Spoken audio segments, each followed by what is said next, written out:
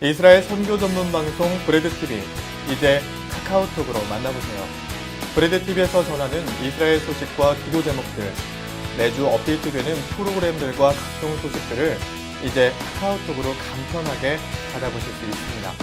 BradTV와 카카오톡 친구를 맺으면 더 이상 메일과 홈페이지를 확인하지 않아도 따끈따끈한 새로운 소식들을 아주 쉽고 빠르게 확인하실 수 있습니다. 자, 그럼 BradTV와 카카오톡 플러스 친구를 맺는 방법, 먼저 카카오톡을 눌러주세요. 카카오톡의 첫 페이지 친구 창으로 가주세요. 오른쪽 하단에 노란색 친구 추가 이미지를 눌러주세요. 돋보기 모양의 아이디 플러스 친구 검색을 누르세요. 검색창에 영어로 BradTV를 검색하세요. 그렇게 되면 BradTV가 나옵니다. 자, 마지막으로 오른쪽에 친구 추가 이미지를 누르면 끝! 정말 쉽죠? 이제 매주 새로운 소식들과 함께 여러분의 카카오톡으로 찾아뵙겠습니다. BradTV.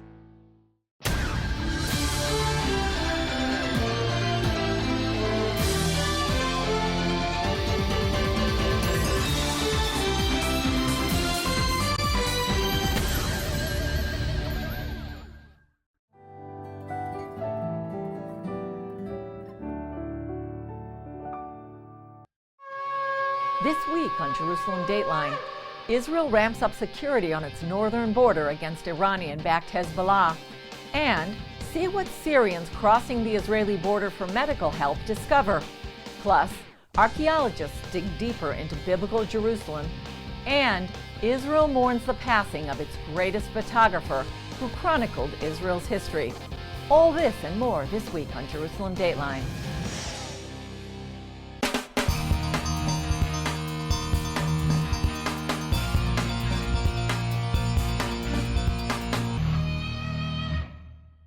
Hello and welcome to this edition of Jerusalem Dateline.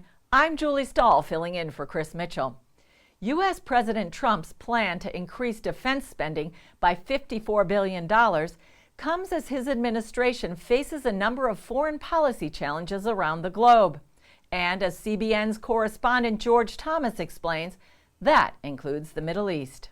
In the Middle East, ISIS continues on its path of death and destruction. The president says defeating the group and keeping Americans safe at home and abroad is a top priority. The Department of Defense presented its preliminary plan to the White House today to defeat ISIS. This plan has been delivered by Secretary Mattis, and who is currently briefing the principals on the option presented with today and seeking their input and feedback. Over the weekend, a 1,300-foot giant sinkhole was discovered in the Iraqi desert, believed to be the site where ISIS shot, then dumped up to 4,000 bodies. Most of the victims killed execution style, with their hands bound and their eyes blindfolded. Also, ISIS is reportedly using puppies as suicide bombers. Video has emerged allegedly showing ISIS fighters strapping an explosive belt to this puppy and planning to remotely detonate the device. Fortunately, Iraqi forces were able to rescue the dog and defuse the bomb. Meanwhile, west of Iraq, Iran's influence continues to grow in the region. Almost 2 years after signing a deal to curb its nuclear ambitions, the Ayatollahs, flush with billions of dollars from the agreement, are still testing their missiles and exporting their terror tactics. For too long, Iran has been funneling weapons and cash to their terrorist minions in places like Lebanon, Syria, and the Gaza Strip. They've gone to great lengths to develop nuclear weapons and ballistic missiles, and due to the disastrous end of the nuclear-related sanctions under Iran, they now have even more resources to devote to these efforts. And there's also the nuclear threat from another rogue regime, North Korea. Experts like James Woosley, former director of the CIA, warn that it's perilous to underestimate the communist country's atomic arsenal. 2 weeks after the North conducted a ballistic missile test, Woosley believes the country's weapons are likely more advanced and dangerous. Secretary of Defense Jim Mattis recently warned North Korea that America's commitment to defending her allies in the region is ironclad. Any attack on the United States or on our allies will be defeated, and any use of nuclear weapons would be met with a response that would be effective and overwhelming. The U.S. faces potential threats from countries like China and Russia as well. These and other hotspots make for a chaotic, dangerous landscape around the world. as Trump begins his presidency. George Thomas, CBN News. 10 years ago, Hezbollah militants crossed the Lebanon border to attack Israeli soldiers. That ambush sparked not only a war, it showed the dangers Israelis face each day from all sides. As Chris Mitchell reports from Israel's northern border, the IDF is preparing for the next and perhaps even bigger border war. CBN News obtained a rare look at the Israel Defense Forces getting ready for the Iranian-backed group Hezbollah. We rode along the border with 2 IDF combat officers. And if you listen closely, you can hear the sound of protection being created in this rugged terrain. This UN flag behind me represents the international border. On the other side of the fence is Lebanon. I'm standing in Israel, and the Israel Defense Forces have built a barrier, maybe 15 to 20 feet high, to protect against Hezbollah infiltrations. First of all, it gives us an observation point to see better. On the other hand, it gives us better protection. Today, if a person runs toward the barrier to cross it, he can't run easily. He needs to stop for a moment or two. That gives us enough time to react.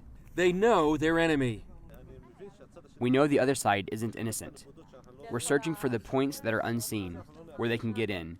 And because of this, we are working on the entire barrier, not on a specific point. Up here on the border, the enemy is always a clear and present danger. Just about a mile away from here is a Lebanese Shiite village, most likely a Hezbollah stronghold. And one more sign of the Hezbollah presence here on the border, just beyond the fence there, you can see the yellow Hezbollah flag. Right here, there is an Israeli community called Shetula. We see that the community is close to the security fence.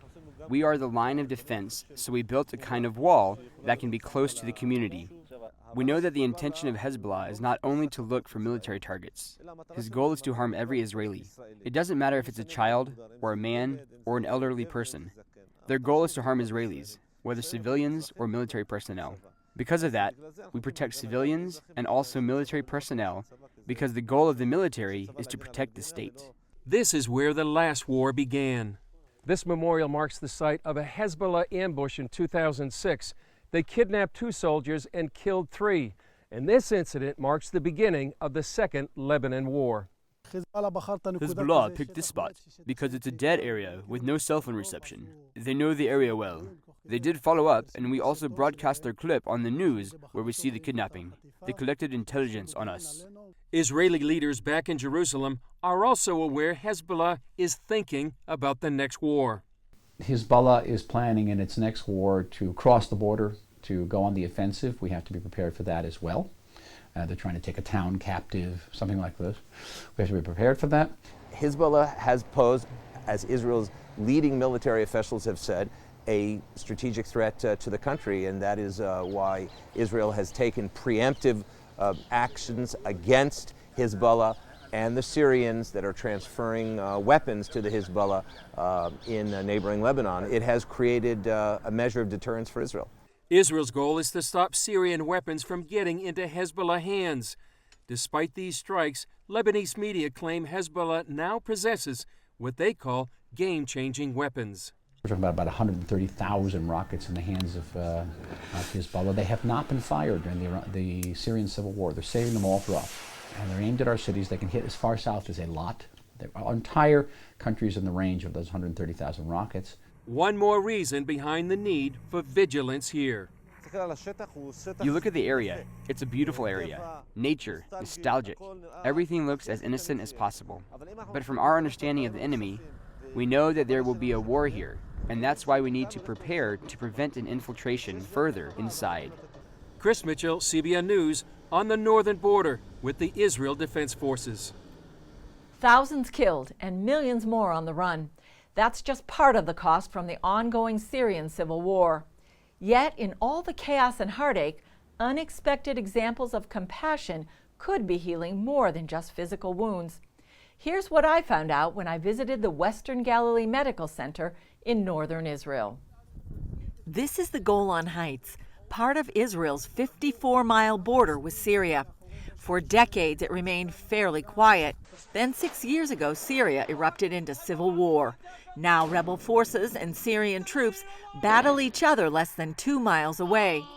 In the midst of that fighting, however, we found a phenomenon. More than 3,000 wounded Syrian civilians have mysteriously crossed the border for medical treatment in Israel. What we get here in my department, ear, nose, and throat, so most of them are facial injuries. Dr. Ayal Sela is an ear, nose, and throat specialist. Most of the injuries are mid-face, lower face, from gunshot wounds, and those who survive, they're being evacuated to us, and we do reconstructive surgery. Here at the Galilee Medical Center in Nahariya, they've treated more than 1,500 victims of the Syrian civil war in the last 3 years. And though they're enemy countries, at least the Syrians are getting a good impression of the Israeli medical system. Maybe 3 years ago, they were afraid to be here. Actually, our reputation is walking before us in Syria, and we get also patients that were asked to come to us. During treatment, they stay in regular units where about half the staff speak Arabic. For extended recuperation, they're moved to this underground ward. There is no other passageway but to here. We cannot go to a place controlled by the regime to get treatment, so we come to Israel. This Syrian farmer came to Israel after an explosion severely injured his hands. No, I am not afraid, because I asked some guys who were here about the treatment. They treated me humanely. They didn't discriminate against us as Syrians or enemies. This man first received treatment in Jordan and then Israel for bullet wounds. He's worried about possible repercussions from coming to Israel for help. We grew up as children knowing that Israel's an enemy. Sela says as doctors and caregivers, they don't see the Syrians as enemies, but as patients. We treat patients, we treat people, and they come in a severe state. You see it in their eyes. They look at us with their eyes and they look for help. They look for compassion. And he shares the hope that this medical help might eventually make an impact for peace. Once we treat them and you see the evolving of trust and they're opening to us, and if we change one Syrian and the second and the third, and they go back to Syria and they will educate their children that they were not so bad. Sadly, however, it doesn't appear these patients will even see peace within their own country anytime soon. Coming up, the Bible comes alive as archaeologists uncover biblical Jerusalem.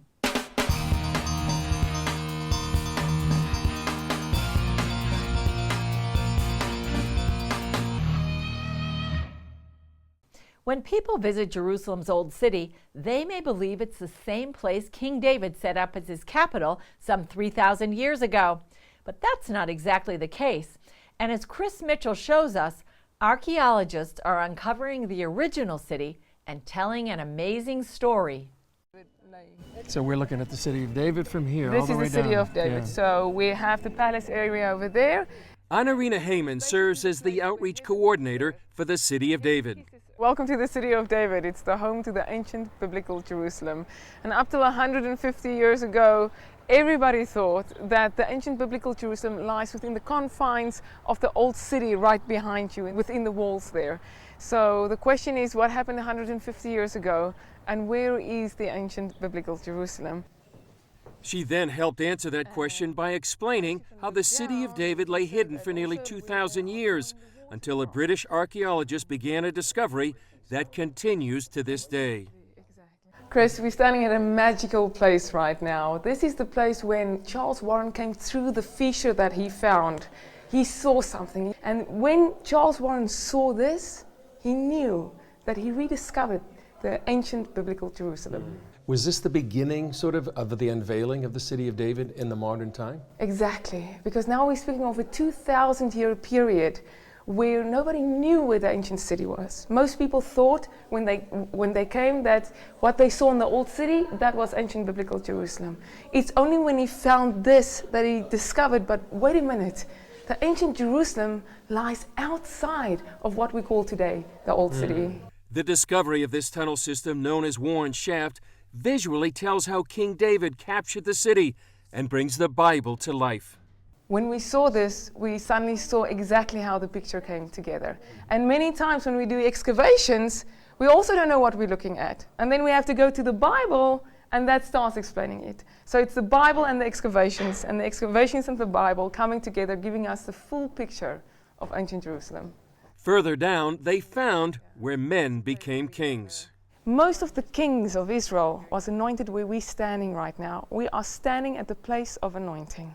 And Isaiah says, "You will draw forth water with joy from the springs of salvation." In fact, the city of David echoes with the people of the Bible. Abram, when he met Melchizedek, but then we get to David, to Solomon, we get to Isaiah, when he was giving his prophecies on these very walls here. Jeremiah, afterwards, when he had to speak about the destruction that was looming over Jerusalem. All those things happening exactly where we're standing right now. More than 10 years ago, archaeologists uncovered another biblical site, the Pool of Siloam, that was fed by the nearby Gihon Spring. It's the place where Jesus healed the blind man, and also where the Jewish people would gather for the feasts of the Lord. 3 times a year, all the men had to come to the mikveh in the pool, and from there get ready to go to Temple Mount. And this is the walk, the final ascent that all the pilgrims can do again when they come to Jerusalem. Haman sees this final ascent as a merger between archaeology and prophecy. Something amazing is happening, Chris, because we said that we are now excavating this road. And again, prophecy is being fulfilled, because it says in Isaiah, build up the road, the highway. And it says, remove the stones for my people's return. One ongoing excavation is this tunnel leading from the Pool of Siloam to the Temple Mount. Haman says it reveals the past and opens a door to the future. One of the City of David's most ambitious projects is this excavation called the Givati, where the entire history of Jerusalem is being revealed as if the rocks are crying out. You can see exactly how she slowly disappeared from civilization, because one city was built upon the other. And you could see how the city could have lost hope, thinking, who's ever going to discover me again? Until God says, but in a time of favor, nothing can stop it. And that's what we see in Givati. Jerusalem is slowly being revealed. Haman sees prophecy unfolding. And we're starting to see in the last decade the blueprint. She's starting to share what she looked like to us again. So you can see how prophecy is speeding up as we go. It says, Hitna ari me'afar kumi, shake off your dust, arise, take your rightful place, Jerusalem. If you see the excavations here on a daily basis, you can see the buckets flying, you can see the dust literally flying about, how she is shaking off her dust. She considers her role in the City of David a privilege. I call myself the luckiest person in the world, the luckiest girl in the world, because I have the opportunity to take what we see here and tell the people about the City of David, about the ancient Jerusalem. And every person that is passionate about Jerusalem and serious about biblical prophecy needs to know this. Up next, Israel mourns the passing of a beloved chronicler of its history.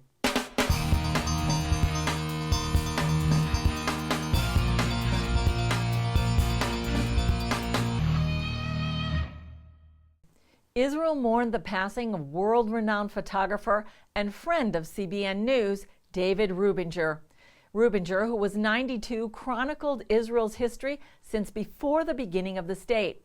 Here's a story we did earlier about his life and work. More than 60 years ago, Israeli photojournalist David Rubinger began his career, just before the birth of the State of Israel. That gave me a chance that very few photographers have to really cover a story, an entire story from A to Z. Rubinger tells his story and Israel's in a book called Israel Through My Lens. Documented those early historic days, like the day in 1947 when the UN voted for the establishment of a Jewish state. People were dancing in the street. The young kids, on the morrow of the UN decision to establish the State of Israel, climbed aboard a British armored car with the British police numbers on it and the British driver, and with a hand-painted flag.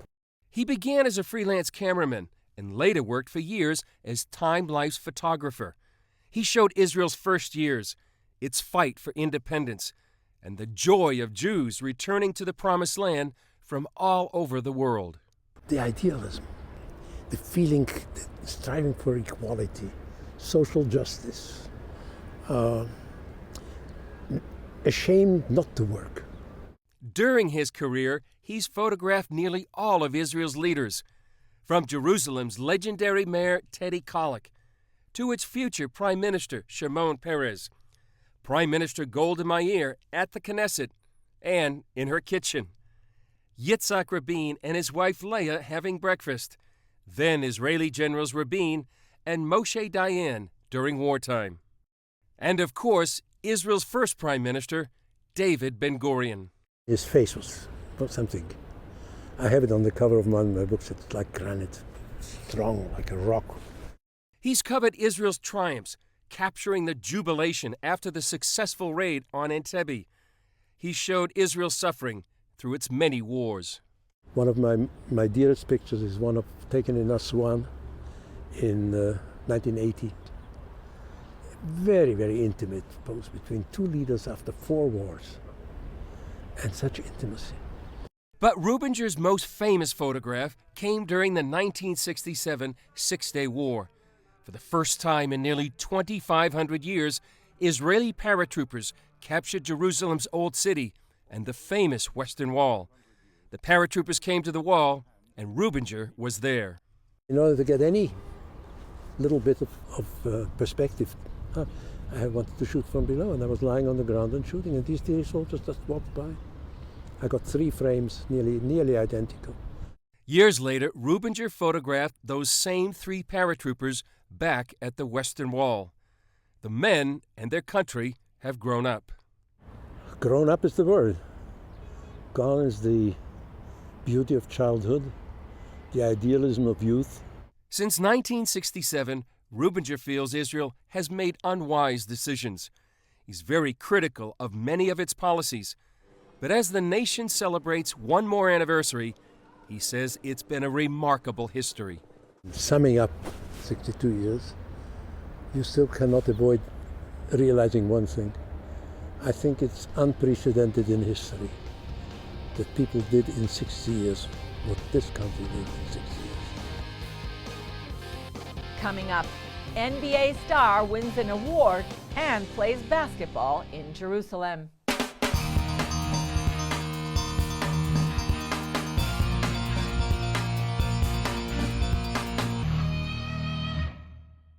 Former NBA star Amare Stoudemire was honored in Jerusalem by the American Jewish community and the State of Israel. The Jewish National Fund and Jewish Community Relations Council of New York presented Stoudemire the Martin Luther King Jr. Award that honors those who promote peaceful coexistence. Off the court, Stoudemire is involved in helping children at risk through art and basketball. Stoudemire retired from the New York Knicks after 14 seasons with the NBA last summer, and then joined the Israeli team Hapoel Yerushalayim, which he co-owned. I wanted to play basketball here in Jerusalem. I always wanted to play here. It's been a quest for me to live abroad for me, my family and I. And the history here is grand. I mean, for anyone who believes in the Bible, it's something that I think the world gravitates to because it's just the hub of biblical studies. So that's what's special about it for me. Stoudemire and his family currently live in Jerusalem. His team won the Israeli League Championship in 2015. That's all for this edition. Thanks for joining us. Remember, you can follow us on Facebook, Twitter, and Instagram. I'm Julie Stahl. We'll see you next time on Jerusalem Dateline.